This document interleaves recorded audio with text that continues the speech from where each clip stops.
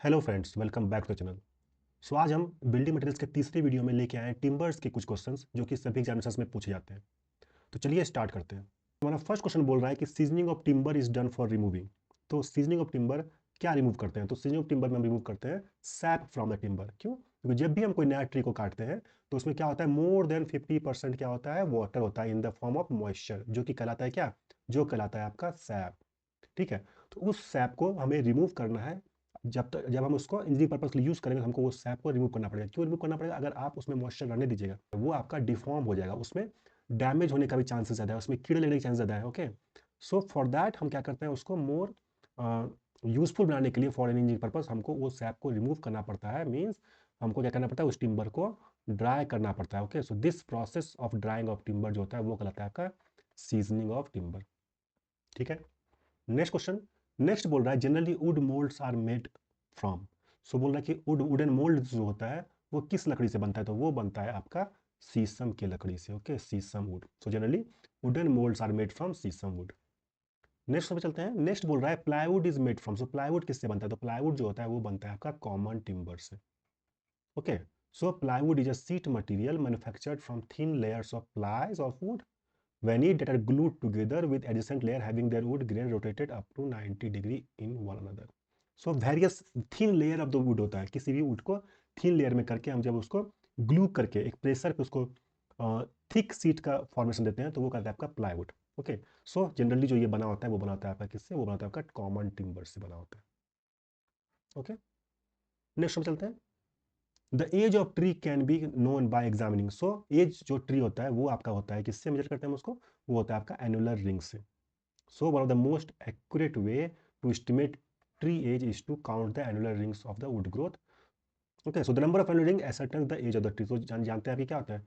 Tree का जब काटते हैं तो उसमें क्या होता है, वेरियस स्मेसेस करके क्या होता है, रिंग बना होता है। तो इस रिंग को काउंट करके क्या होता है कि आपका एज ऑफ द ट्री को डिटरमाइन किया जाता है। Next question, dry rot. Dry rot क्या है? सो बेसिकली ड्राई रॉट क्या करता है? ड्राई रॉट जो है एक तरह का डिफेक्ट होता है टिम्बर में, जो क्या करता है कि आपका टिम्बर को पाउडर में कन्वर्ट कर देता है। Okay, so dry rot is a form of defect in timber that occurs due to attack by fungi. So ये किससे होता है? ये भी आपको कुछ क्वेश्चन पूछ सकता है कि ये किससे होता है? ये आपका फंगी के अटैक के कारण होता है dry rot. Okay, so the fungi attacks the sapwood of the timber and converts it into powder. इसको पाउडर फॉर्म में कन्वर्ट कर देता है। तो अगर आपको ये पूछा कि ड्राई रॉट किस चीज़ के कारण होता है तो वहाँ पे आपको फंगी लिखना है, जो कि क्या करता है, आपको टिम्बर को पाउडर में कन्वर्ट कर देता है। ठीक है, नेक्स्ट हम चलते हैं। The moisture content of in a well season timber. So एक सीजन किया हुआ टिम्बर में मॉइस्चर कितना होना चाहिए? तो मॉइस्चर जो होना चाहिए वो होना चाहिए आपका 10 to 12%। ठीक है, सीजनिंग मैंने आपको ऑलरेडी समझा दिया क्या होता है। तो उससे क्या होता है, बाय रिड्यूसिंग मॉइस्चर कंटेंट, जब सीजन करते हैं तो उसका स्ट्रेंथ, इलास्टिसिटी एंड ड्यूरेबिलिटी जो है वो डेवलप होता है उस टिम्बर में। और जो मॉइस्चर कंटेंट होना चाहिए वो आपका 10 to 12% होना चाहिए in that timber after the seasoning. So well season timber में मॉइस्चर कंटेंट जो है वो 10 से 12% होना चाहिए। क्यों? To enhance the strength, elasticity and durability properties in that timber. Next हम चलते हैं। Plywood is obtained by gluing wooden sheets at a pressure of. So जैसा कि मैंने आपको बताया कि प्लाईवुड में वेरियस थिन प्लाईज जो होते हैं उनको ग्लू से चिपकाया जाता है और बाय यूजिंग प्रेशर।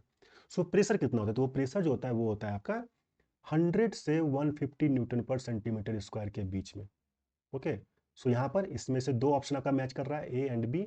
सो आपका both a and b option जो है वो करेक्ट हो जाएगा। इसको किस टेम्परेचर, मान लीजिए कोई टेम्परेचर पूछ लिया आपसे, तो ये आपको टेम्परेचर ऑफ 100 डिग्री सेल्सियस पे आपको क्या करता है, ये 100 डिग्री सेल्सियस पे आपको 100 to 150 का प्रेशर पे जब ग्लू के द्वारा आप वेरियस प्लाईज को चिपकाया जाता है तो आपका होता है, आपको प्लाईवुड बनता है। Okay, so these layers are bonded together with an adhesives. समझ में आ रही बात है? चलिए अगले क्वेश्चन चलते हैं। The disease of dry rot in timber is caused by. So बोल रहा है कि जो ड्राई रॉट इन टिम्बर होता है, जो कि डिजीज है, वो किसके कारण होता है? तो वो होता है आपका लैक ऑफ वेंटिलेशन के कारण।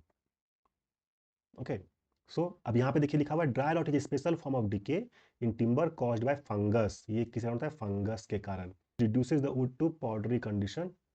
Decomposition and putrefaction is accompanied by evolution of gases, many hydrogen sulfide and carbon dioxide. So lack of ventilation aids the growth of this fungus. So dry rot जो होता है आपका fungus के कारण होता है, जो कि due to the lack of ventilation वहाँ पर होता है। Okay, next question, which of the following is hardest wood. So बोल रहा है कि इन चारों में से कौन सा जो वुड है वो हार्डेस्ट है, क्या है हार्डेस्ट। तो जो हार्डेस्ट वुड है वो है आपका इसमें से शीशम। नेक्स्ट में चलते हैं, the wood work should be measured nearest to. So बोल रहा है कि जो मिनिमम मेजरमेंट है वुड का वो हम क्या होता है इनमें से जो मिनिमम है मेजर्ड नियरेस्ट, किस में हम उसको मिनिमम मेजर कर सकते हैं, तो वो होता है आपका क्या 0.002 metre, means it will be 2 mm। So as per clause 2.4 of IS 1200 part 21 1973 बोल रहा है कि लेंथ एंड विड्थ का जो होता है वो नियरेस्ट में होता है 0.01 मीटर, और थिकनेस जो होता है वो आपका 2 मीटर होता है, जो कि हो जाएगा 0.002 मीटर हो जाएगा, ठीक है। और एरिया को मेजर करते हैं हम 0.01 मीटर स्क्वायर, और क्यूबिकल कंटेंट्स अगर है तो वो हम उसको 0.001 मीटर क्यूब में मेजर करेंगे। तो यहाँ पर आपको थिकनेस पूछा है, मतलब कि मिनिमम पूछा है, तो मिनिमम क्या हो जाएगा, मिनिमम का 0.02 मीटर हो जाएगा, जो कि आपका 2 mm होगा। Option B will be the correct one. अगले क्वेश्चन चलते हैं, the life of teak wood doors and windows is usually taken to be. तो बोल रहा है कि टीक वुड से बना हुआ डोर एंड विंडो का लाइफ कितना होता है, तो वो होता है आपका 40 ईयर्स, ठीक है। सो इसका जो इसका यूज हम जनरली फर्नीचर में यूज करते हैं, क्यों, क्योंकि इसके प्रॉपर्टी ड्यूरेबिलिटी कारण, वाटर रेजिस्टेंट प्रॉपर्टी कारण and resistant to termites and fading के कारण जो है हम इसको यूज करते हैं for the making of furniture. Also इसमें क्या होता है कि नेचुरल ऑयल होता है, ओके, नेचुरल होता है टीक वुड में, जो कि उसको प्रोटेक्ट करता है, किससे, डिके एंड वेदरिंग से उसको प्रोटेक्ट करता है। इसीलिए हम टीक वुड क्या करते हैं, हम जनरली फर्नीचर बनाने में यूज करते हैं, जिसका कि लाइफ जो है वो अराउंड 40 ईयर्स के लिए होता है। अगला क्वेश्चन देखते हैं, बोल रहा है pick up the correct statement from the following method of sawing timber. बोला इनमें से कौन सा मेथड है जिसमें कि हम लकड़ी को, टिम्बर को काटने का, सॉइंग करने का करेक्ट है, तो वो है आपका इसमें option D. So all the options correct है। क्या, tangentially to annular rings is known as tangential method, in 4 quarters such as each board cuts annular rings at angles not less than 45 degree, cut out of quarter locks parallel to the medullary rays and perpendicular to the annular rings are known as radial swings। तो इसमें से तीनों जो correct जो है वो correct statement बतलाता है as for the timber. Okay, so इसमें ऑल ऑप्शंस जो है वो आपके करेक्ट हो जाएंगे। चलिए क्वेश्चन देखते हैं, for the manufacture of plywood veneers are placed so that grains of adjacent veneers are. So बोल रहा है कि किस एंगल पे वेनियर्स को प्लेस करते हैं for the manufacturing of plywood, और you can say the plies को किस एंगल पे प्लेस करते हैं, तो वो होता है आपका at the right angle. So plywood are boards which are manufactured from thin layers of veneers, thin layers of veneers से क्या होता है, बनता है, and veneers are placed one above the other with the direction of grains of successive layers at right angles to each other. So इसमें at right angles जो है वो आपका करेक्ट आंसर होगा। The solutions of salts from the soil absorbed by the trees, which becomes a viscous solution due to loss of moisture and action of carbon dioxide, is known as। तो बोल रहा है कि जो salt का solution है जो कि सॉइल से एब्जॉर्ब होता है, ट्री एब्जॉर्ब करता है और एक विस्कस सॉल्यूशन बनाता है due to loss of moisture and action of carbon dioxide, वो कहलाता है आपका क्या, वो कहलाता है आपका सैप कहलाता है। क्या कहलाता है, SAP. Xylem SAP consist primarily of water along with hormones, minerals and nutrients। Phyllium sap consists primarily of water in addition to sugar, hormones, and mineral elements dissolved within it. Tree sap flows through sapwood, which produces carbon dioxide. Sometimes this carbon dioxide causes pressure to build up within the trees. Okay, so जो ये कहलाता है आपका tree sap कहलाता है। Next, the most valuable timber may be obtain from. So इन चारों में से कौन सा मोस्ट वैल्यूएबल टिम्बर है, तो वो है आपका क्या, टीक, क्योंकि हम टीक से क्या करते हैं, हम टीक वुड को फर्नीचर में बनाने में यूज करते हैं, तो ये जो आपका मोस्ट वैल्यूएबल टिम्बर जो है वो टीक होता है। The timber having maximum resistant against white ends is obtained from. बोले से कौन सा टिम्बर है जो कि मैक्सिमम रेजिस्टेंस क्या करता है, वाइट एंड से रेजिस्टेंट करता है, वो है आपका टीक वुड करता है। जैसा कि मैंने आपको पहले बताया था कि टीक वुड में क्या होता है, टीक वुड में होता है आपका नेचुरल ऑयल ऑलरेडी होता है that repel termites, white ends and other bugs. तो टीक वुड जो है उसको मैक्सिमम रेजिस्ट करता है, किसको, वाइट एंड्स को, ठीक है। क्यों, क्योंकि उसमें ऑलरेडी नेचुरल ऑयल कुछ जो है प्रॉपर्टीज प्रेजेंट होता है जो कि उसको रिपेल करता है, ठीक है।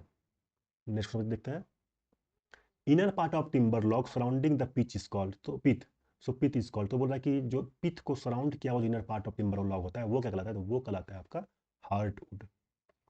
इस फिगर में आप देखिए तो यहाँ पर सेंटर में क्या, ये पिथ है, ओके, ये पिथ है, तो इसके चारों तरफ जो ये डार्क कलर का जो बना हुआ है, सो ये कहलाता है आपका डार्क कलर, क्या कहता है, ये कहता है आपका हार्ट वुड।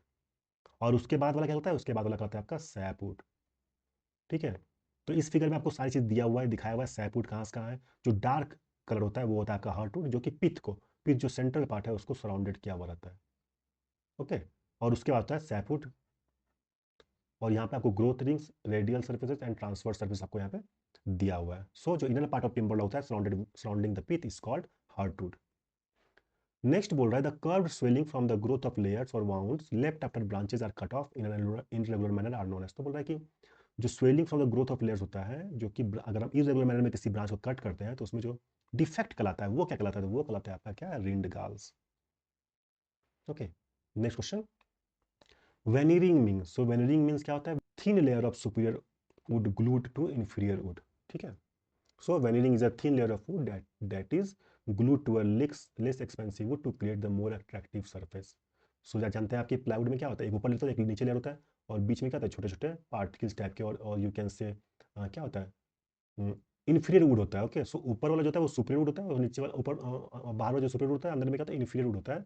तो हम उसको क्या कहते हैं, वेनिरिंग कहते हैं। Okay, so it is often use in furniture making, cabinetry and other wood working project. So veneering means thin layer of superior wood glued to influent wood, ये कहलाता है veneering. So thank you very much guys for watching this video. इसके आगे हम जो है lime के questions करेंगे इसके नेक्स्ट वीडियो में। सो thank you very much for watching this video, thank you.